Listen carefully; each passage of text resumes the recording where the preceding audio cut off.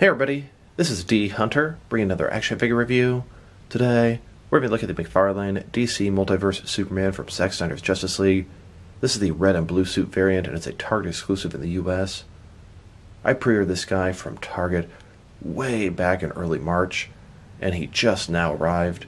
I've been checking Target stores constantly. I have the DCPI number. I've been going in there, asking people to punch it in for me.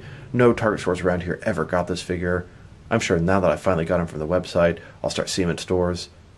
I was a little worried Target was going to cancel my order, as they're sort of known to do that from time to time. Luckily, everything went smooth, and he's here now. So, let's take a look at the packaging. As you can see at the top, 22 moving parts. McFarlane Toys, got the Spawn logo there, ages 12 plus. DC Multiverse Superman from Zack Snyder's Justice League. Here he is in the package. No traditional accessories. Looks like we have a flight stand and a collector's card. One side of the package, Superman from Justice League. Other side simply says Superman. At the bottom, there's a bunch of credits, and there is a barcode, in case that helps anybody. And on the back, Superman posed up in black and white. And here are a bunch of other McFarlane DC Multiverse Justice League figures you should check out. So this is Superman in his classic colors, and that appeals to me greatly. 2 thumbs up. Let's get this guy open. Alright, now that we got this figure out of the package, here he is with all his accessories laid out. He does come with a flight stand and a collector's card. But before we take a look at the accessories, let's talk about and check out the actual figure. So this is Superman, Clark Kent, played by Henry Cavill. He's in his traditional red and blue suit, which I much prefer to the black suit. This is Superman as he appeared in Man of Steel and Batman vs Superman, or the Whedon cut of Justice League. Really looking forward to this guy, and now they've given us him, please, McFarlane, give us a regular suit Ben Affleck Batman to put up against this guy, or with him. So let's take a look at him. As you can see the face here, the Henry Cavill likeness is there. Paint job's a little bit bland. I remember saying that with the black guy, it looked like he had sort of makeup caked on his face. I feel like this one's a little bit better, but the skin just doesn't quite look natural. The sculpt is there, paint job's a little bad. Going further down, the suit itself is a little bit darker than I'd like on the blue. I think it should be a little bit lighter. I mean, this is a very dark navy blue, but I love that it's traditional. Red S on his chest, the blue outfit. His wrist, this one looks pretty bad. The ball there, the hand is not quite sitting in the middle. It's off to one side, very noticeable. This one's not quite as bad. The texture on the suit is very nice. Very much reminds me of Man of Steel. Just the color is a little darker than I remember. Cape looks good, very flexible, rubbery material. Double jointed knees, double jointed elbows. Finally, got us a Man of Steel Superman. And just a closer look at his face. I mean, I definitely see the Henry Cavill likeness. I definitely see Superman from the DC Cinematic Universe. But the paint job just doesn't quite look like natural flesh. A little bit too light. It's just like it's sort of caked on there. Tell me what you guys think below. He looks good, but he could look a little better. I've seen a lot of people not alter the sculpt, but simply repaint him, and it looks fantastic. Don't misunderstand me. I do realize this is a $20 mass-produced toy, so it's not as simple as just hand-painting him. McFarlane has a great sculpt and great price point, but sometimes the paint is lacking. Now let's check out his accessories, and let's start off with the display stand. The display stand comes in 2 pieces, the base and the post. When you put them together, it looks like this. We've got a circle at the bottom with the DC logo on it, 1 peg for the pegals on their feet down there. Then it's got this post that comes up at the top. It is hinged up and down. It can also rotate from side to side. Then we have this clamp that'll hold your figures. And just a quick example of the flight stand in use. Now let's take a look at his collector's card. As you can see, we've got Superman here posed up in black and white from Zack Snyder's Justice League. Superman from Justice League. On the back, there's a description. If you want to read that, go ahead and pause now. Here's the red and blue Superman's collector's card on the left, next to the black suit Superman's collector's card on the right. And even though he doesn't come with any character-specific accessories, I was wondering if I might be able to hand swap with the Action Comics 1000 Superman. I've got both releases and they've got different hands. The single release on the left here, He has a right hand that's open and a left-fisted hand, the exact opposite of the Henry Cavill Superman, and their hands and wrists look very similar. So let's see what happens. And you know what? It worked. When I first heated the figure up in some boiling water to soften the plastic, pulled the hand out, and it took the wrist peg out with the hand, and that wouldn't have been a problem, but on the Action Comics 1000 Superman, his wrist pegs are blue. But the hand was soft. I was able to pull those apart, put the wrist peg back in, and then swap hands. The hand is a little bit looser on this guy, as it seems like the peg is maybe slightly less thick on this guy. It is the same kind of design though. So here he is, with two sort of open hands. This should be great for a flight pose. And here, with two fisted hands, I noticed the paint is a slightly different shade of flesh color on the Action Comics versus the movie Superman. And like I said before, it is kind of loose. It can come right out. It will stay on there though. And then, with the open hand that came with the Superman vs. Devastator 2-pack Angry Superman, the paint is even more mismatched on this guy, and the hand is even looser. Now that we've taken a pretty good look at both the figure, his accessories, and some other accessories you can use to swap out with this figure, now let's check out his height. From bottom to top, standing at about 7.4 inches tall, which is going to translate to a hair under 19 centimeters. Now let's check out his articulation. Starting with his head here, of course, it can rotate from side to side. You can look up about that far, down that far. Pretty nice for some flight poses. Between that and his torso area, you can really get him to look forward when flying. Shoulders on a ball joint. It goes out more than 90 degrees. You can sort of hear it clicking to each spot. Up, down, around, all that good stuff. He does have a butterfly joint between his shoulder and chest area, just increasing the range of motion here. Mine's pretty tight right now though. He's got a bicep cut here, and you can't get a big range of motion out of it. Sort of bicep muscle here does hinder the articulation. Double jointed elbows below that. His wrist, it's got a ball in it, can rotate, and it's going to be hinged as well. Double ball joints in his torso, rotate around, go forward and back. Also rotate around, go forward and back, giving him a very nice range of motion in his torso. Legs, they go out about this far, not ball joints, but a similar type concept. Rotation pretty minimal. Then go forward, about that far, back, pretty much not at all. Double jointed knees. Then his ankle here has a ball in it, goes forward and back, can rotate, can tilt and rock, and he's got toe articulation. Now let's check him out next to the black suit version of Zack Snyder's Justice League Superman.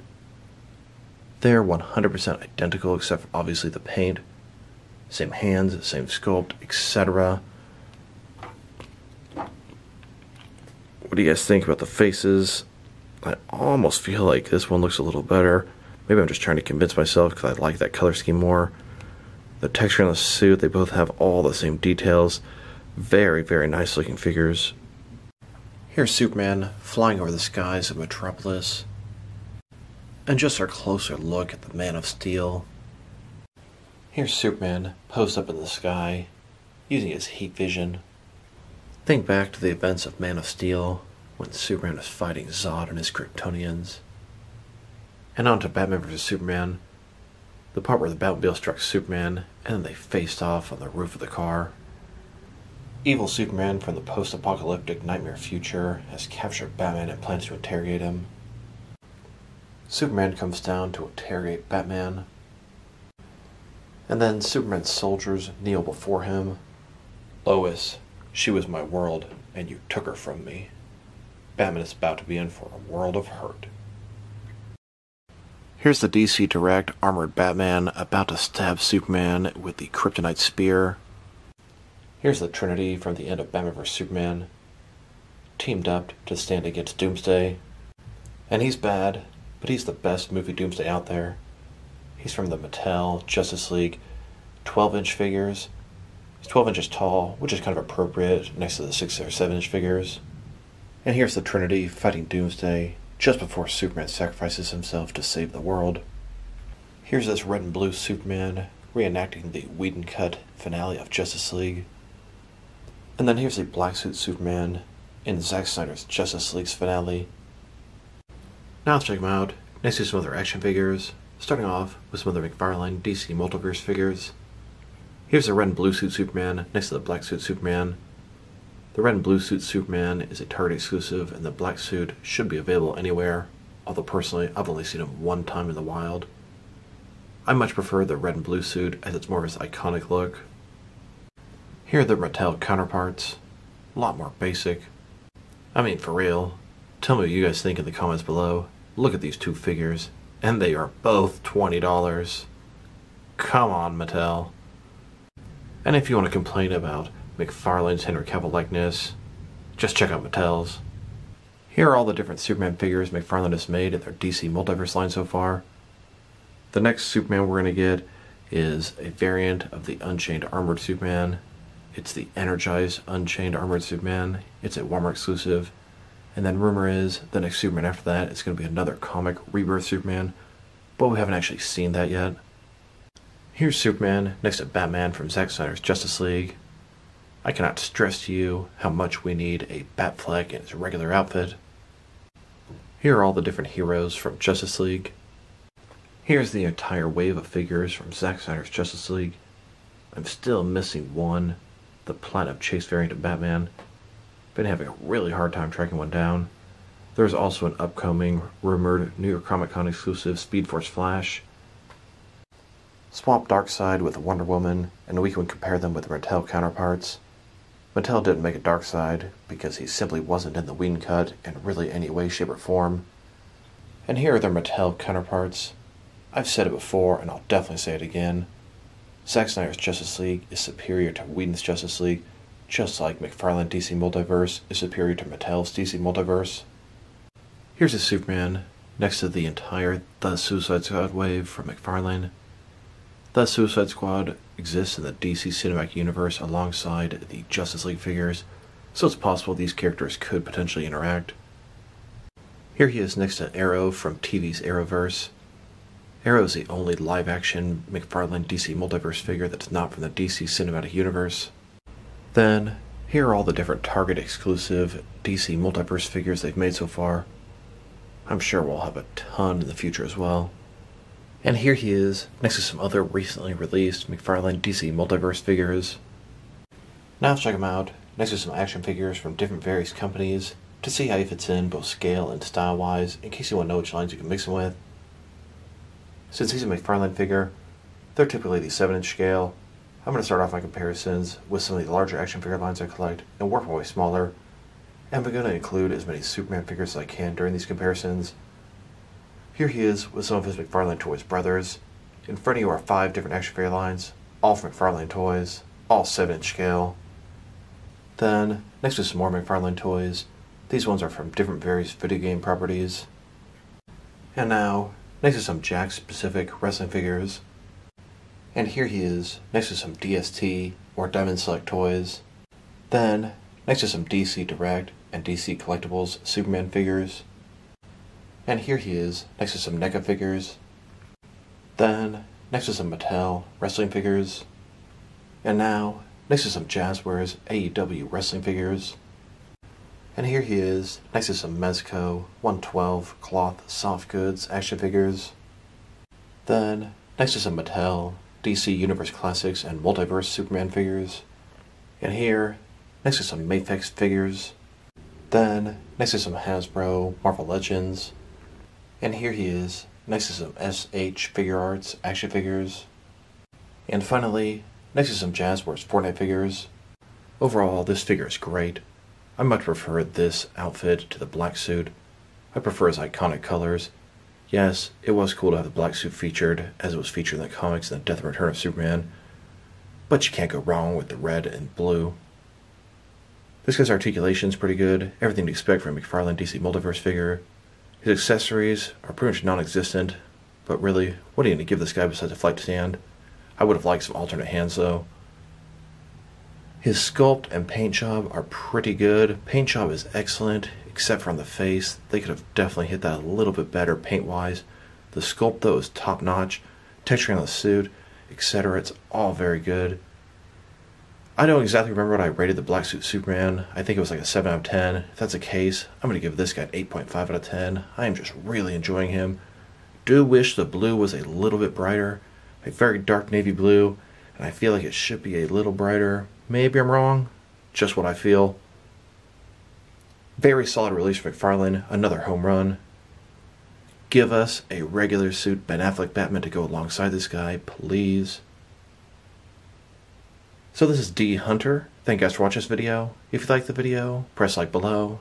If you have anything you want to say about the video, add to the comment section.